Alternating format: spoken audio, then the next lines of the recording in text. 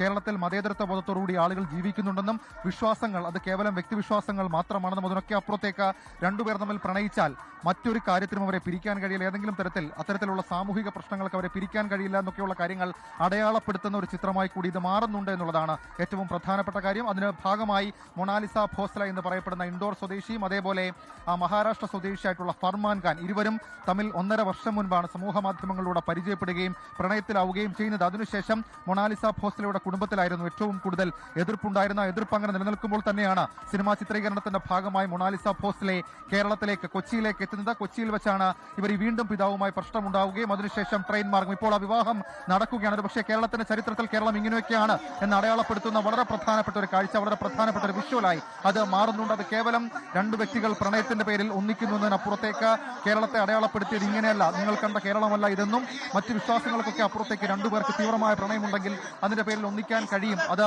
ആരൊക്കെ എതിർത്താലും സാമൂഹിക ഘടകങ്ങൾ അതിനെ എതിർക്കില്ല എന്നൊക്കെയുള്ള കാര്യങ്ങൾ ഒരു ഓർമ്മപ്പെടുത്തൽ അതിന്റെ ഭാഗമായി നടക്കുന്നുണ്ട്. കേരളത്തിന്റെ സർക്കാരിനെ പ്രതികരിച്ചൊരു പക്ഷേ വിദ്യാഭ്യാസ മന്ത്രി വി ശിവൻകുട്ടി തന്നെ നേരിട്ട് ഈ ചടങ്ങിൽ എത്തുന്നുണ്ട് എന്നുള്ളത് ഏറ്റവും പ്രധാനപ്പെട്ട കാര്യം. CPM-ന്റെ സംസ്ഥാന സെക്രട്ടറി MV ഗോവിന്ദൻ, CPM-ന്റെ ജില്ലാ സെക്രട്ടറിയും അതേപോലെ തന്നെ CPM-ന്റെ MPയുമായിട്ടുള്ള A റഹീം ഉൾപ്പെടെയുള്ള ആളുകൾ ഇവിടേക്ക് എത്തുന്നു എന്നുള്ളത് ഏറ്റവും പ്രധാനപ്പെട്ട കാര്യം. ഒരു നിയമസഹായം തേടിയിട്ടാണ് തമ്പാനൂർ പോലീസ് സ്റ്റേഷനിലേക്ക് ഒരുപക്ഷേ രാജ്യാന്തര തലത്തിൽ തന്നെ ഏറ്റവും ശ്രദ്ധിക്കപ്പെട്ട മൊണാലിസ ഭോസ്ലെ ഇന്ന് രാവിലെ തമ്പാനൂർ റെയിൽവേ പോലീസ് സ്റ്റേഷനിലേക്ക് എത്തുന്നത്. ട്രെയിൻ മാർഗമായിരുന്നു കൊച്ചിയിൽ നിന്ന് എത്തി. അതിനുശേഷം അവർ പോലീസിനോട് പിതാവിൽ നിന്ന് സംരക്ഷണം വേണം, ഇഷ്ടപ്പെട്ട ആളോടൊപ്പം ജീവിക്കാൻ സമ്മതിക്കുന്നില്ല, മാത്രമല്ല ഇഷ്ടപ്പെട്ട പ്രണയ ജീവിതം ചൂസ് ചെയ്യാൻ സമ്മതിക്കുന്നില്ല എന്നൊക്കെയുള്ള കാര്യങ്ങൾ പറയുന്നു. അതിന് പിന്നാലെയാണ് അവർ ഈ പറയുന്ന എല്ലാ നിയമസഹായവും ഉറപ്പുവരുത്തുകയും അല്പസമയം മുൻപ് ഇപ്പോൾ ഈ വിവാഹം നടന്നത് അത് അരുമാനൂർ നയനാർ ദേവക്ഷേത്രത്തിൽ വെച്ചാണ്. ശിവക്ഷേത്രമാണിത്.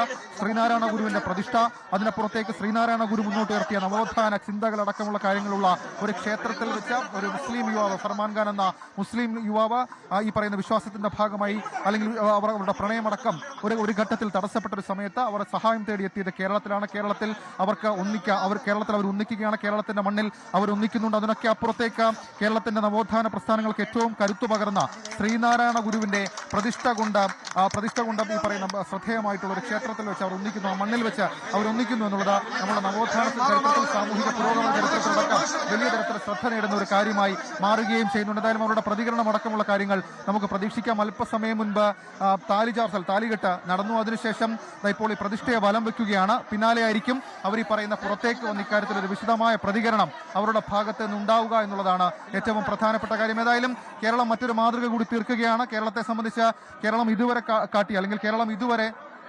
കാട്ടിയിട്ടുള്ള മാതൃകയല്ല.